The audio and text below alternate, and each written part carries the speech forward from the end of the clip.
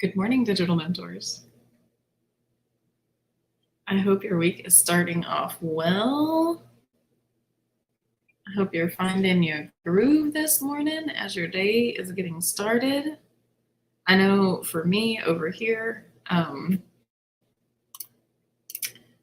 I needed a moment this morning to ground myself and my energy and my thoughts because it's so easy just to start the week and like zoom into everything that's going on. So I hope that you also were able to take some time for yourself this morning and just get clear about what your priorities are, what your focuses are, what you're feeling, what's at the top of your list for this week, what's going to have to wait a minute. I hope that you're feeling good as you're starting your day. So this morning, we are not reviewing our Canva creations. We are actually going over 7 ways for you to find your flow in your business. And I started off naming the topic of the call today, 7 ways to authentically design your business. These 2 things kind of go hand in hand because when you're finding your own personal flow, it requires you to really tune in to what is authentically you. And this is a personal topic for me. I think everybody who hosts these wake up calls, anything that they bring to the conversation, it's something usually that either them or their clients are moving through in their own personal world. Good morning, Anthony. Thank you for being here. So I'm going to go ahead and begin. My first prompt for you to embrace the flow in your business. What I mean by flow is, you know how sometimes when you're creating things and it feels like you're having to push forward, you're having to force things into place, you're having to put a lot of physical and energetic effort into moving forward. Now, there are times when that is required and we have to like gear up and push forward. But that's not a place that any of us can occupy 100% of the year. There's going to be times when you're pushing forward, and there's going to be more times when, if you're doing things right, there's a flow that you can find yourself in where things feel a little bit more effortless. You're still going to be putting in effort. You're still going to be, getting your mindset right and showing up and doing the work. But I think most of us here can account for like what feels like forcing and what feels like flow. And I think most of us also really enjoy how being in the flow feels over forcing something forward. Now, I also enjoy those times when we're called into action. Like there's something that needs to be accomplished, there's a deadline that needs to be met, and we rally all of the energies and we go for it. That can be enjoyable as well, but not when you can't escape from that space, not when you've built your business to where you are constantly having to be in that like survival energy is really what it is. We all want to have those moments of flow where we can tap into the ease and effortlessness of some things coming to fruition when we can. And part of doing that is, in my opinion and in my experience, it's learning to embrace what is naturally you and then weaving that into how you do your business. And what is naturally you might not work for everyone.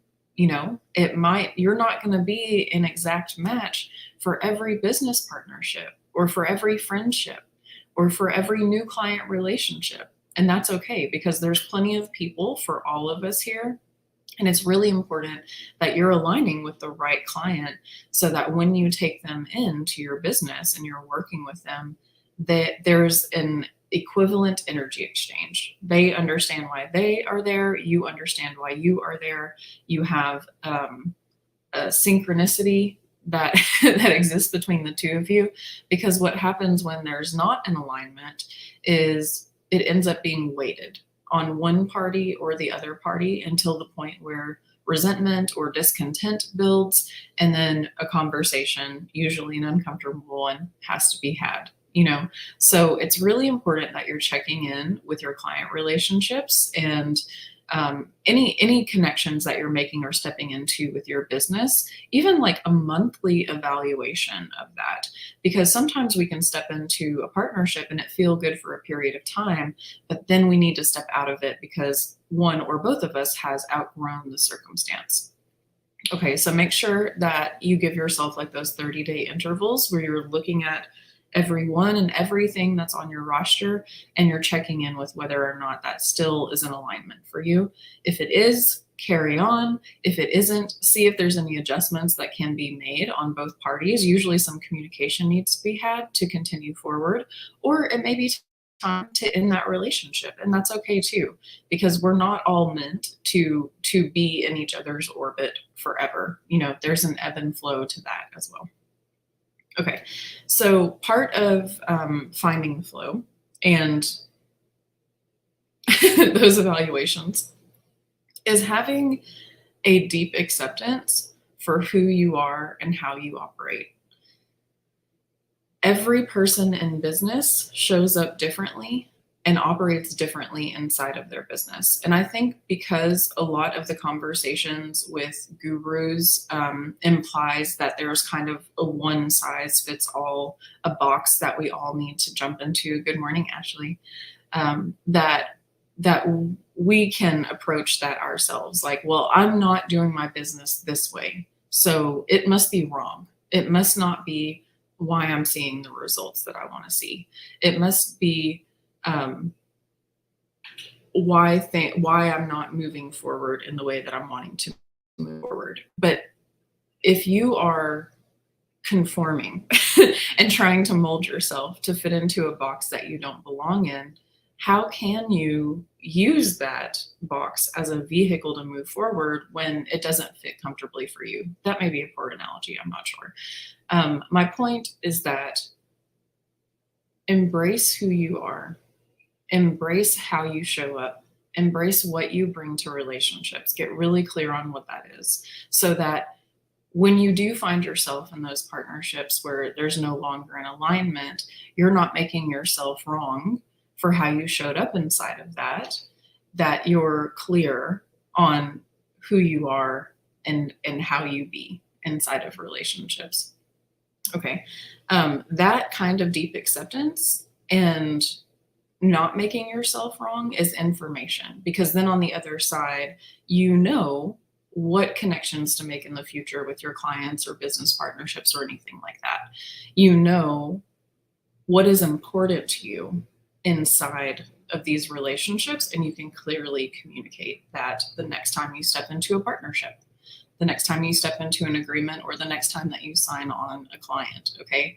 And I think that kind of deep acceptance of this is who I am, this is how I work, this is how I show up, this is what I need, that kind of clarity of self.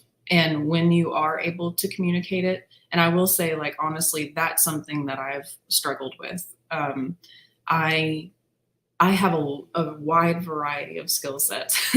I also really enjoy bringing relief to people's life and helping support them with different skill sets that I have.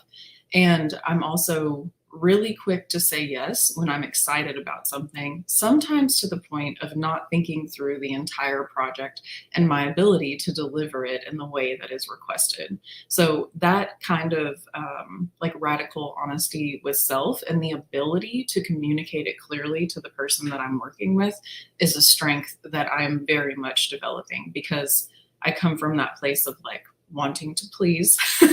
So I'm breaking the people pleaser cycles, because in the long run, I can deliver to a certain degree, but it's usually like how my time flows that doesn't always work for people. But I have noticed that the people that I work best with are the ones that allow for fluidity, allow to stay in communication when something's working or not working, or making a request when something is a priority and really important. So I'm getting clear too about what kind of environment and what kind of relationships I work best with. And that is allowing me to bring radical acceptance to myself and how I work, because not everybody does business the same. And I'm not going to try to conform, and neither should anyone else. Like, we can all find our lane, and there's going to be other people that resonate and move into that space with us. And there's going to be other people that don't. And it's not a right or wrong thing. It's just, does this work for you or does this not work for you? So that is a big piece of this conversation of finding your flow, is that connection of self, knowing what works for you, knowing what doesn't work for you, being able to clearly communicate when it does or when it doesn't. And that may not always be easy, but it is a muscle that you can strengthen. And I say that because I myself am strengthening it too. The other thing that comes along with finding the flow in your business is learning how to trust your own voice. There are so many gurus and so many teachers out there. And on another layer, there's so many people in our immediate worlds that we see doing cool things, and we want to do things like them, or gurus say, like, if you want this is how you have to do it. And we often don't know which path to follow because there's so many voices surrounding us.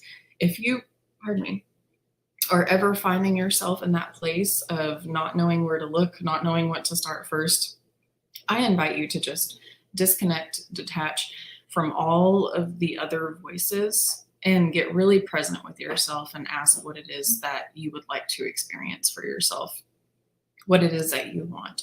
I think one of the things that I have found most common and within myself is really trusting our inner voice and where it's taking us. We want to give other people more credit than ourselves. And that's not to say that other people don't provide valuable knowledge that can inform our decisions. That is absolutely true. But there is a deeper place of knowing within ourselves. And when we listen to that and allow that to be the voice of direction, we remove a lot of unnecessary obstacles from our path. Because a lot of us have, and I've talked about this before, but like the shiny object syndrome, where we want to chase after whatever is shiny in front of us at the time.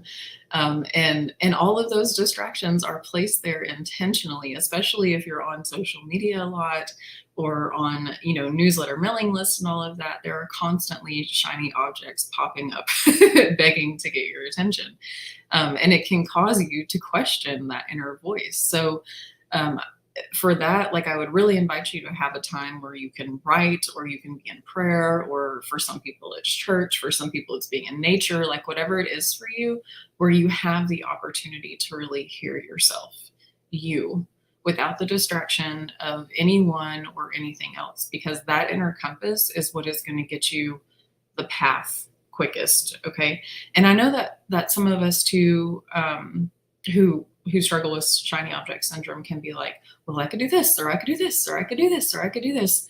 When you tune in with those options, like if you close your eyes and you sit with, okay, this option, and notice how it makes you feel, anything that is meant for you is not going to make you feel chaotic, is not going to make you feel like obsessed and crazed. Now, that's not to say that we're not going to have passion and interest and like move forward in all those ways. But if it's making you feel just all over the place, set that down and come back to it later and look at the options that are actually making you feel more grounded, more calm, more centered in yourself. Good morning, David. If you guys have any questions, please feel free to drop them in the comments. I'm more than happy to answer. I'm more or less just going on this conversation because it really just feels top of mind for me this morning, in a lot of different ways. If I look back over the last 13 years that I've been in business, it was very common for me to take detours based on my excitement about what other people were creating, or, if I had a friendship, my energy would get pulled that way, and not by the other person, by my lack of boundaries, my lack of awareness. And I've gone through many different life experiences between now and then that have caused me to be like, okay, what is mine and what is theirs? And I still I'm still noticing places where those cords get attached different ways. So it is very much an evolving lesson for me, for sure. Another tip that I want to give you for finding the flow in your business is that yes, it is important to have goals. Yes, it is important to move towards your goals. Good morning, Dee Dee. Hello. But also be realistic with yourself. And this kind of goes back to that guru conversation. Don't, I used to have this habit where like I would look at the year and make my plans, but really the plans that I was making were things that needed to happen over a 3-year period of time, not a 1-year period of time. And setting myself up in that way was like inevitably setting myself up for failure because there was no way that I could accomplish all of those things in a year. And now I kind of look at things in singular months and seasons. You're making me blush, Dee Dee, stop it. And those chunks of time allow you to be more realistic with what it is that you're setting yourself up for. So if you're creating goals for yourself, yes, move towards them. Yes, set the goals. All of that is important, but be realistic with yourself. Set yourself up for success. Choose one big, big, big goal a year. Break it down into smaller steps. Spread it out through the seasons, through the months. How can you break it down? Don't choose 50 things that you want to accomplish and think that they're all going to get done because they're not. And that's okay. But like, what are your top 3 big ones that you want to accomplish? And map those out over the year, over the months, over the seasons, and put small steps into place. Because I think that sometimes what clogs the flow in our business is when we set ourselves up for failure and have too many goals on our plate, sometimes even ones that are conflicting. And when you're realistic about the energy that something takes, your focus, your dedication, your momentum, all of that, like really look at what goals you're mapping out and see what you want to fully throw yourself behind. And then in there, there's going to be some ebb and flows. You know, there's going to be some life circumstances that happen that kind of take you away from your goal and you have to represent yourself. So it's really important that you just don't overload your plate, because then nothing's going to get accomplished and then you feel like poop at the end of it. And you don't have to.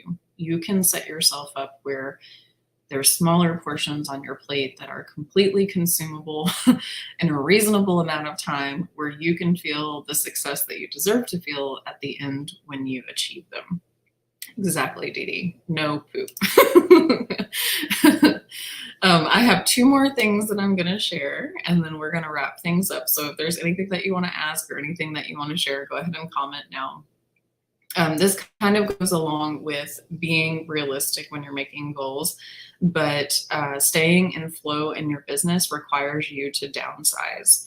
And that phrasing may apply to you in a variety of different ways. You can downsize the clutter in your physical space. You can downsize your expenses with what it takes to live. You can downsize your clients and how many clients you have. Like maybe you decrease your clients, but you increase the price so that you have the same amount of income or more income and less energy to manage. Downsizing what's on your goals. Downsizing what's on your priority list. Downsizing what you expect to accomplish in a day, in a week, in a month.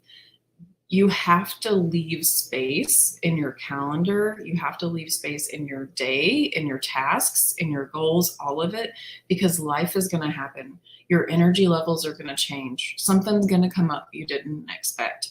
So you don't want to jam pack everything that you're doing so that it becomes more stressful when life happens and you have to rearrange everything. Leave some breathing room. And that actually creates room for more flow, because then you don't have to juggle 20 different priorities. You're just juggling 5 priorities. Dee Dee says that she's trying to downsize her groups, and what she focuses on this next 90 days is what you plan to.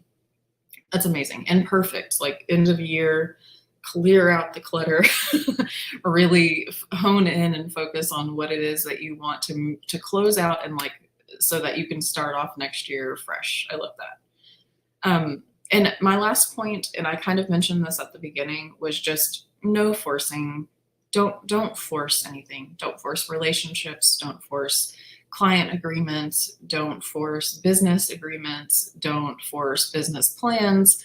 If something is moving in a certain direction and nothing seems to be able to reconcile it, you have to trust that it's part of the bigger plan. And even though it feels scary or you don't know where it's going to take you or what it's going to look like on the other side, it's likely that some kind of relief is going to be there for you on the other side that you didn't know was there. So sometimes we have to release our own agendas so that we can let life unfold how it needs to. And that doesn't mean give up your goals. That doesn't mean scrap everything. But remember that when we're creating goals, what we're focused on is the end result, what we want to have seen accomplished at the end result, not so much what happens in between. We have to have some fluidity so that however life moves in between when we start the goal and when we get to the goal, we allowed it to unfold the way that it needed to. Okay. So if you find yourself like having a certain agenda that you're forcing or pushing, give yourself permission to let that go, because it's likely that you're so honed in on that one thing that you're missing some of the components that are already there around you that can assist you in moving forward lighter. But it does require us to let go of like what we think should happen, what we think we know, how we think it's supposed to look. Because frankly, like a lot of times we're wrong and we have to relinquish that control. Okay. Dee Dee says, that's a big one. Don't force it. Anthony said, Megan, this is so true. I did a short on priority management. I love the way you're fleshing this out. I can show you guys. I personally appreciate it. People, especially business owners, can learn a lot from this. Thank you, Anthony. I know I am definitely a non-traditional entrepreneur, business owner person, and I'm glad that this resonates with you. And I know that, Anthony, you bring the hustle to your business. And that is something that naturally comes to you. And I'm not saying that, I'm sure you had to work towards it. You know, I'm sure you had to implement the habits of everything that you create, but there is something natural within you, a hunger that comes through when you do that. And like, for instance, that is not necessarily something that comes through naturally for me. I have more of a slow moving trickle of a creek, and energetically. And so that's how I show up in my social media. That's how I show up online, is what is naturally in tune for me. And I see you doing that for yourself too, Anthony. I'm glad that this resonates with you. Dee Dee said, release your own agenda. Didn't think about that. It's a balance. It's a balance of you pursuing what it is that you know you want, but surrendering every step along the way. Because I think a lot of times, I know I said this, but if we are fixated on like, no, this, I want this to happen. I want this to happen this way. I'm going to make this happen this way.